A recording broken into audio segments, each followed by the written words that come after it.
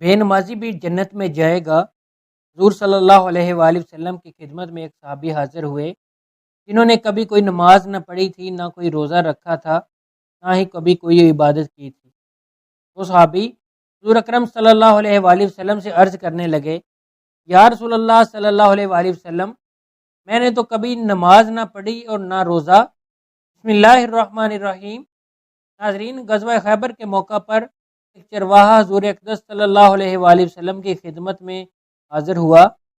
وہ یہودیوں کی بکریاں چرایا کرتا تھا۔ اس چرواہے نے جب دیکھا کہ خیبر سے باہر مسلمانوں کا لشکر پڑاؤ ڈالے ہوئے ہے، اس کے دل میں خیال آیا، میں جا کر ان سے ملاقات کروں، دیکھوں کہ یہ مسلمان کیا کہتے ہیں اور کیا کرتے ہیں۔ چنانچہ بکریاں چراتا ہوا مسلمانوں کے لشکر میں پہنچا اور ان سے پوچھا کہ تمہارے سردار کہاں ہیں؟ صحابہ کرام نے بتایا کہ ہمارے سردار حضور نبی اکرم صلی اللہ علیہ وآلہ وسلم اس خیمے کے اندر ہیں۔ پہلے تو اس چرواہے کو ان کی باتوں پر یقین نہیں آ رہا تھا، تو اس نے سوچا کہ اتنے بڑے سردار ایک معمولی سے خیمے کے اندر کیسے بیٹھ سکتے ہیں۔ اس کے ذہن میں یہ تھا کہ جب آپ اتنے بڑے بادشاہ ہیں، بہت ہی شان و شوکت اور ٹھاٹھ باٹھ کے ساتھ رہتے ہوں گے، لیکن وہاں تو کھجوروں کے پتوں کی چٹائی سے بنا ہوا خیمہ تھا۔ خیر، وہ اس خیمے کے اندر آپ صلی اللہ علیہ وآلہ وسلم سے ملاقات کے لیے داخل ہوا اور آپ صلی اللہ علیہ وآلہ وسلم سے ملاقات کی اور پوچھا کہ آپ صلی اللہ علیہ وآلہ وسلم کیا پیغام لے کر آئے ہیں، وہ کس بات کی دعوت دیتے ہیں۔ حضور اقدس صلی اللہ علیہ وآلہ وسلم نے اس کے سامنے اسلام اور ایمان کی دعوت رکھی اور اسلام کا پیغام دیا۔ اس نے پوچھا، اگر میں اسلام کی دعوت قبول کر لوں تو میرا کیا انجام ہوگا اور کیا رتبہ ہوگا؟ حضور اقدس صلی اللہ علیہ وآلہ وسلم نے فرمایا، اسلام لانے کے بعد تم ہمارے بھائی بن جاؤ گے اور ہم تمہیں گلے سے لگائیں گے۔ اس چرواہے نے کہا، آپ مجھ سے مذاق کر رہے ہیں، میں کہاں اور آپ کہاں؟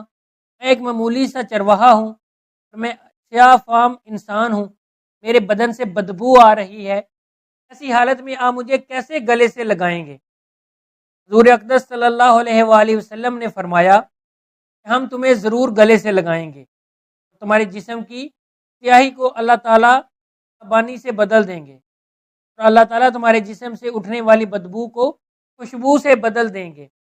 یہ باتیں سن کر وہ فوراً کلمہ شہادت پڑھ کر مسلمان ہو گیا۔ پھر حضور اکرم صلی اللہ علیہ وآلہ وسلم سے پوچھا، یا رسول اللہ صلی اللہ علیہ وآلہ وسلم، اب میں کیا کروں؟ آپ صلی اللہ علیہ وآلہ وسلم نے فرمایا، تم ایسے وقت پر ایمان لائے ہو، نہ تو اس وقت کسی نماز کا وقت ہے تم سے نماز پڑھاؤں اور نہ ہی روزے کا زمانہ ہے کہ تم سے روزے رکھواؤں، زکوٰۃ تم پر فرض نہیں ہے۔ اس وقت صرف ایک عبادت ہو رہی ہے جو تلواروں کی چھاؤں میں انجام دی جاتی ہے، اور وہ جہاد ہے۔ اس چرواہے نے کہا، یا رسول اللہ صلی اللہ علیہ وآلہ وسلم، میں اس جہاد میں شامل ہو جاتا ہوں، لیکن جو شخص جہاد میں شامل ہوتا ہے اس کے لیے دو میں سے ایک صورت ہوتی ہے، یا غازی یا شہید۔ تو اگر میں جہاد میں شہید ہو جاؤں تو وہاں میری کوئی ضمانت لے؟ حضور اقدس صلی اللہ علیہ وآلہ وسلم نے فرمایا، میں اس بات کی ضمانت لیتا ہوں، اگر تم اس جہاد میں شہید ہو گئے اللہ تعالیٰ تمہیں جنت میں پہنچا دیں گے، تمہارے جسم کی بدبو کو خوشبو سے تبدیل فرما دیں گے اور تمہارے چہرے کی سیاہی کو سفیدی میں تبدیل فرما دیں گے۔ کیونکہ وہ چرواہا یہودیوں کی بکریاں چرایا کرتا تھا اور وہاں پہنچا تھا، اس لیے حضور اقدس صلی اللہ علیہ وآلہ وسلم نے فرمایا، تم جو بکریاں لے کر آئے ہو ان کو جا کر واپس کر دو، اس لیے کہ یہ بکریاں تمہارے پاس امانت ہیں۔ اس سے اندازہ لگائیں جن لوگوں کے ساتھ جنگ ہو رہی ہے، جن کا محاصرہ کیا ہوا ہے، ان کا مال غنیمت ہے، لیکن چونکہ وہ چرواہا بکریاں معاہدے پر لے آیا تھا، اس لیے آپ صلی اللہ علیہ وآلہ وسلم نے حکم دیا، پہلے وہ بکریاں واپس کر کے آؤ، پھر آ کر جہاد میں شامل ہونا۔ چنانچہ اس چرواہے نے جا کر بکریاں واپس کیں اور واپس آ کر جہاد میں شامل ہوا اور شہید ہو گیا۔ جب جنگ ختم ہوئی، حضور اقدس صلی اللہ علیہ وآلہ وسلم لشکر کا جائزہ لینے لگے۔ ایک جگہ آپ صلی اللہ علیہ وآلہ وسلم نے دیکھا صحابہ اکرام کا مجمع اکٹھا ہے۔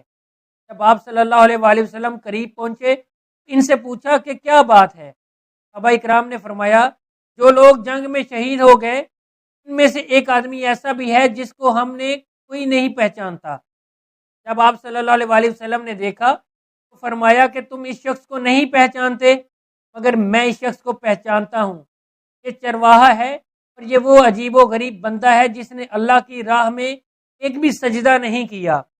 میں اس بات کی گواہی دیتا ہوں کہ اللہ تعالیٰ نے سیدھا اس کو جنت الفردوس میں پہنچا دیا ہے۔ میری آنکھیں دیکھ رہی ہیں کہ ملائکہ اس کو غسل دے رہے ہیں اور اس کی سیاہی سفیدی میں تبدیل ہو گئی ہے، اس کی بدبو خوشبو سے تبدیل ہو گئی ہے۔ ناظرین اندازہ کریں اور دیکھیں کہ اگر کچھ عرصہ پہلے اس چرواہے کو موت آ جاتی تو سیدھا جہنم میں چلا جاتا، اور اب اس حالت میں موت آئی ہے کہ ایمان لا چکا ہے اور سرور دو عالم صلی اللہ علیہ وآلہ وسلم کا غلام بن چکا ہے۔ نماز کے لغوی معنی دعا کے ہیں۔ قرآن میں فرمانے باری تعالیٰ ہے، اے پیغمبر ان لوگوں کے اموال میں سے صدقہ وصول کر لو جس کے ذریعے تم انہیں پاک کر دو گے اور ان کے لیے باعث برکت بنو گے، اور ان کے لیے دعا کرو، یقیناً تمہاری دعا ان کے لیے سراپا تسکین ہے، اور اللہ ہر بات سنتا اور سب کچھ جانتا ہے۔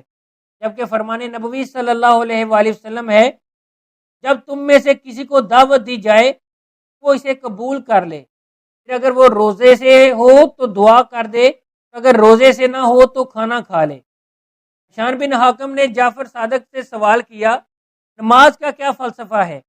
لوگوں کو کاروبار سے روک دیا جائے اور ان کے لیے زحمت کا سبب بنے۔ انہوں نے اس کے جواب میں فرمایا، نماز کے بہت سے فلسفے ہیں، انہی میں سے ایک یہ بھی ہے، پہلے لوگ آزاد تھے اور خدا و رسول کی یاد سے غافل تھے، ان کے درمیان صرف قرآن تھا۔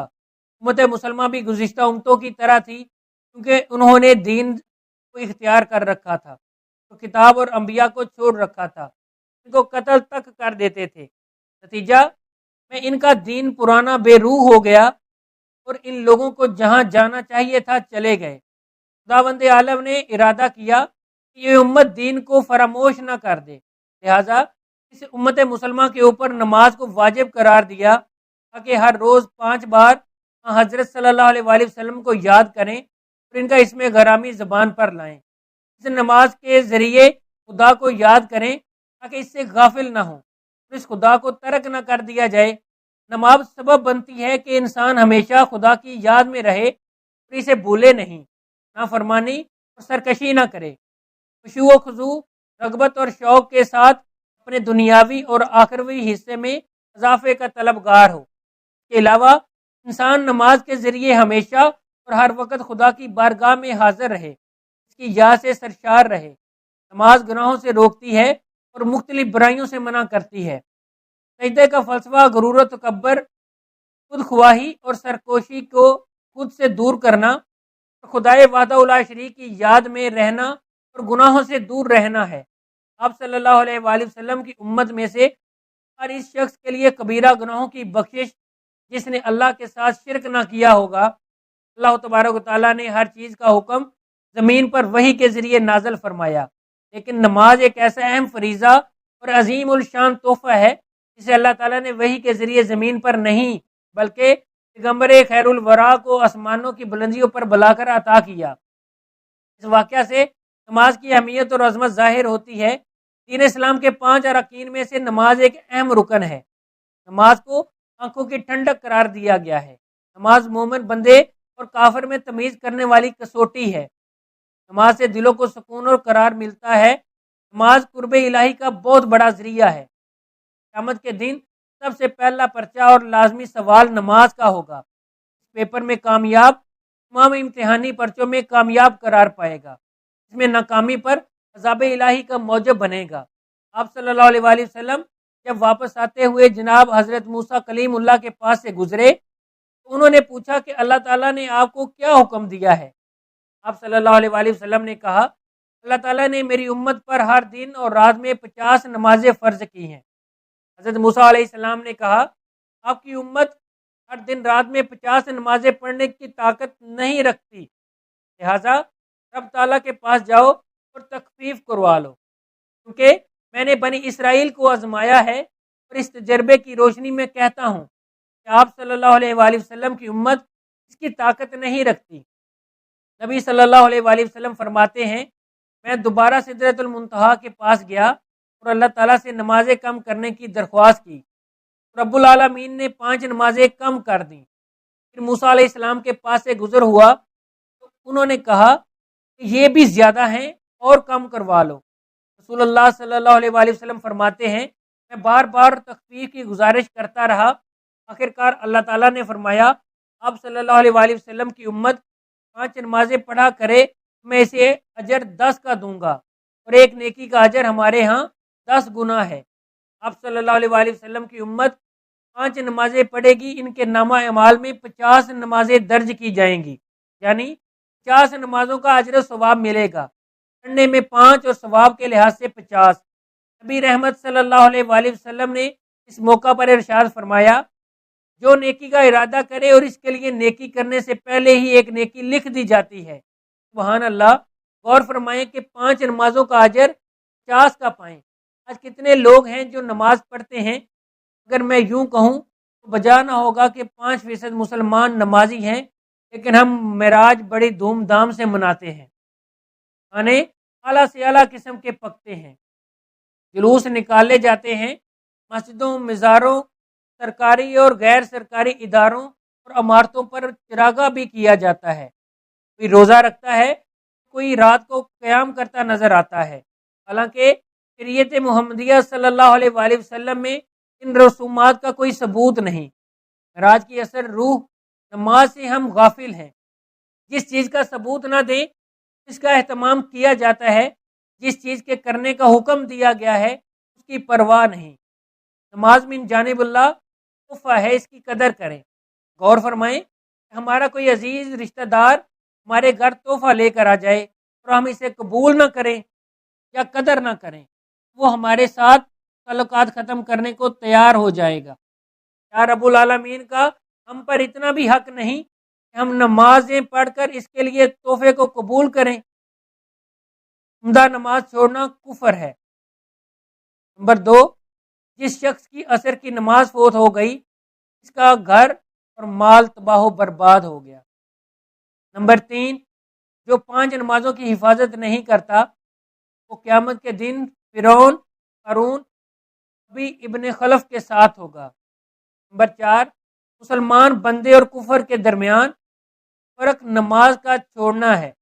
نمبر 5، ان احادیث کی روشنی میں ہمیں سوچنا ہوگا نماز چھوڑنا کتنا بڑا سنگین جرم ہے۔ نماز کا چھوڑنا اللہ کے تحفے کی ناقدری اور قبول نہ کرنے کے مترادف ہے۔ نماز چھوڑنا اللہ اور اس کے رسول صلی اللہ علیہ وآلہ وسلم کے حکم کا انکار ہے۔ میرے خیال میں جہاں عوام نماز چھوڑنے میں مجرم ہیں وہاں حکمران بھی پیچھے نہیں۔ ترک نماز کا کوئی بھی عمل اللہ کے ہاں قابل قبول نہیں، نہ حج، نہ قربانی، نہ روزے، نہ صدقہ و خیرات۔ شب معراج کا قیام کرنے والے کو روزہ رکھنے سے کوئی فائدہ نہیں ہوگا۔ دعا کرتے ہیں اللہ تعالیٰ حضور اکرم صلی اللہ علیہ وآلہ وسلم کے صدقہ وسیلہ و جلیلہ سے ہمیں دین اسلام پر چلنے کی توفیق عطا فرمائے اور ہمیں بھی جنت الفردوس میں اعلیٰ مقام عطا فرمائے، آمین ثم آمین۔ ناظرین، کمنٹ باکس میں اللہ تعالیٰ کے 99 ناموں میں سے ایک نام ضرور ٹائپ کریں۔ آپ کو ہماری ویڈیو آج کی اچھی لگی ہو ہمارے چینل کو سبسکرائب کریں، ساتھ میں لگے ہوئے بیل آئیکن کو بھی دبا دیں۔